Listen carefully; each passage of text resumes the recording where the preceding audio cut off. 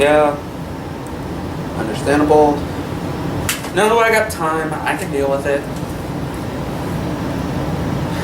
It's not that bad. It's just a simple review. I've seen the episode. What do you mean the camera's on? Hmm? Oh crap! Sorry. Yeah, as you can see, it's the Dino Charge phone. How is this a phone? I don't get it. I can get its purpose of holding the Dino Chargers and doing this.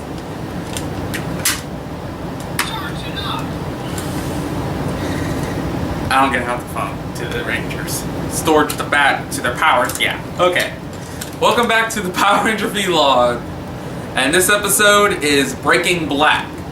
Kind of a little bit of a parody to the show Breaking Bad, though. What kind of kid would understand that joke, Breaking Bad? Because that's talking about drugs, and this is a kid show dealing with teenagers to adults killing killing monsters that are about. Okay, yeah, we're gonna start questioning that. Anyway, this episode's focusing more on Chase. Chase, sorry. Saying it faster than I can think it. Well, yeah, sorry.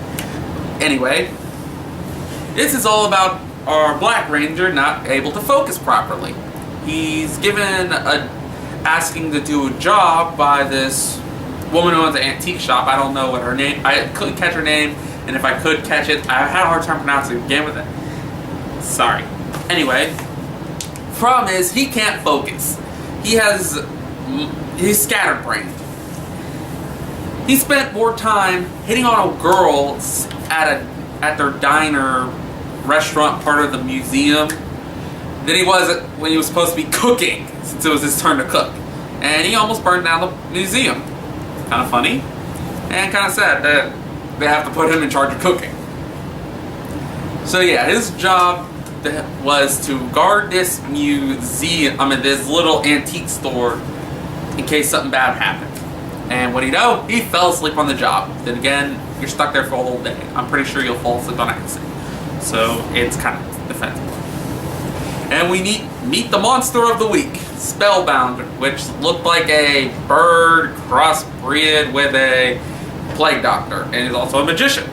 He took this amulet, which looks like the front part of a safe to a bank, and somehow he zapped the Chase, saying he's under his control. Yet Chase is able to prolong the effects of the magic if he's riding on a skateboard. That does not make sense. So riding on a skateboard can prevent magic from hitting you badly. I can ride on a skateboard! I'm under my control! Sorry. Yeah, they start fighting him, and they notice that his cape is too strong for them to pierce with their weapons, their bullets. They're lasers. Laser bullets doesn't make a difference. And yet he was able to get control of Chase long enough that he had a problem. Could he shoot the leader? He's a Red Ranger, he's a leader, I don't give a crap what people say. He had a hard time trying to shoot him because he was being under controlled. After he Spellbound escaped, they start discovering what's going on. And we also got the origin of how Chase got his Energem.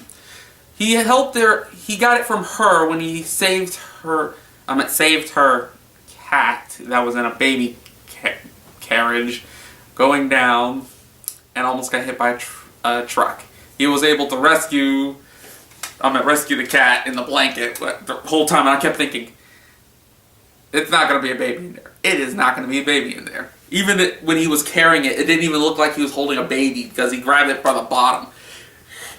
I'm sorry, but when you grab it by the feet, the baby would be freaking out. And he would be in trouble. But yeah, because he rescued the cat, the Energem chose him. Even though, since she had it in her possession, wouldn't it chose her? I'm sorry, usually it seems like it would respond to the first person who touches it. So it chose, yet she had it and it didn't pick her. Oh well. We also discovered, finally, this shut up my dumb question about the caveman. He was frozen in a block of ice, so I can no longer say he lived through this all. He was frozen, so that's my only defense right now. Okay. What else? As soon as they found him again, I'm at Spellbounder again. They were ready to fight. Yet they kept fighting him in human form and yet not going in a ranger. It would have made... I just kept thinking, why couldn't they go into a ranger form to fight him? They would have more weaponry. They don't have to worry about getting killed. Yet Spellbound was able to capture his spell on all the guys, leaving Shelby safe. And he was able to tell Chase to kill her. Which I was... well, not kill her, but yeah, you know what I mean. He was approaching her with his gun, and she retaliates by tossing a board with wheels underneath his feet, where he jumped on top of it, started to skate towards her with the gun aimed at her. Yet somehow it managed for him to turn around and shoot. So what saved the day was extreme sports.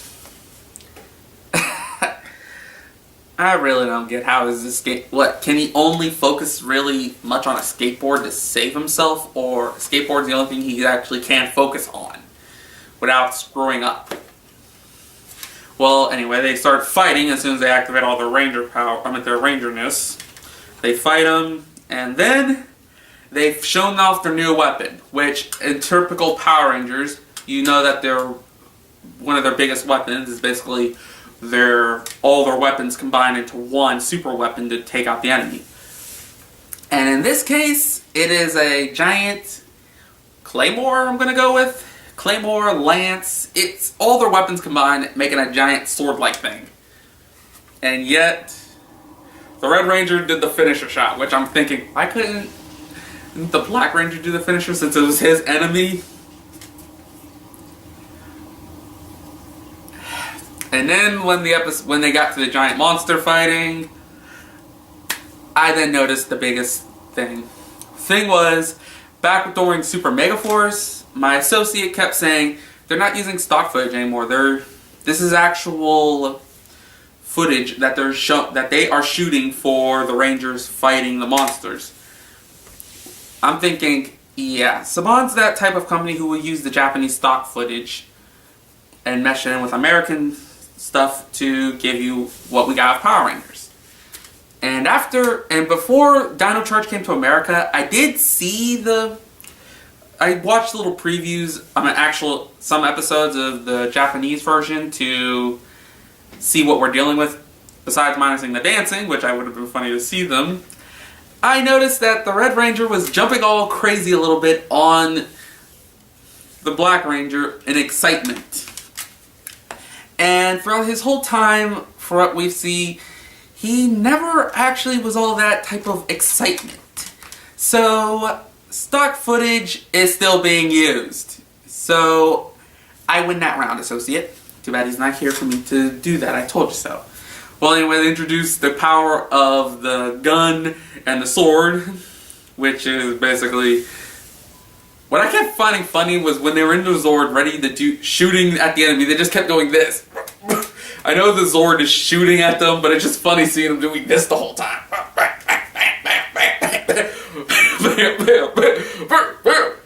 They could have just did this.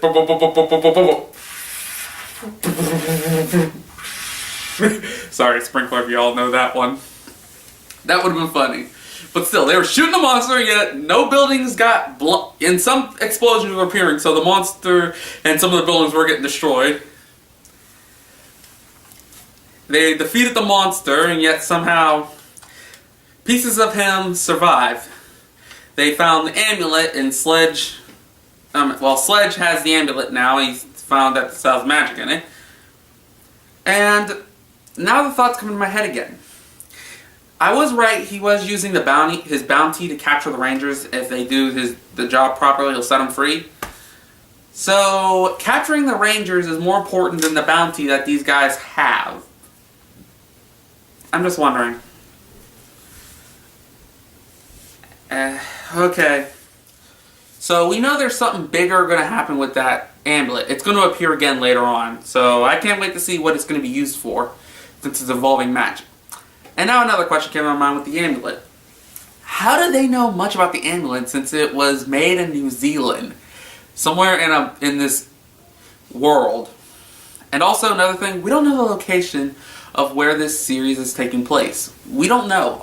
We're given info that Chase is from New Zealand, and some of the items are from New Zealand, but we don't know what, are they afraid to state which country they're in? Just say Australia. I'm pretty sure nobody would mind, since you guys constantly talk about New Zealand. Yeah.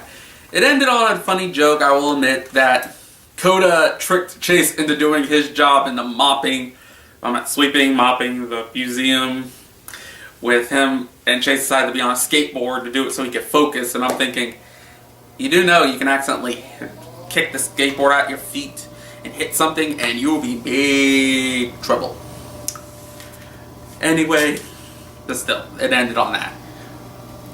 How I feel about the episode, I can understand it's trying to go with responsibility, that Chase should focus on his job, focus on what he should do, not slack off.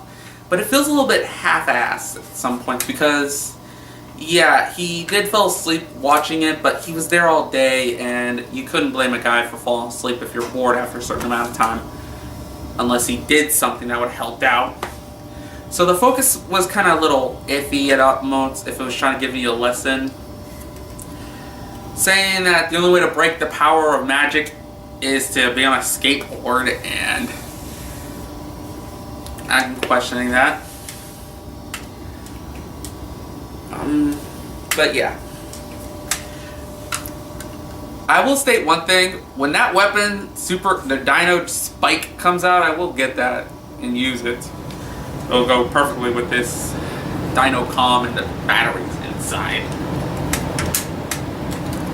And all I can say is, yeah. Here's a question. Since brain control was brought up, in which Power Rangers series, what do you think was actually the best time a Ranger got possessed or mind controlled by an enemy? I want to hear your comments below. What is the best Ranger episode where a Power Ranger got possessed?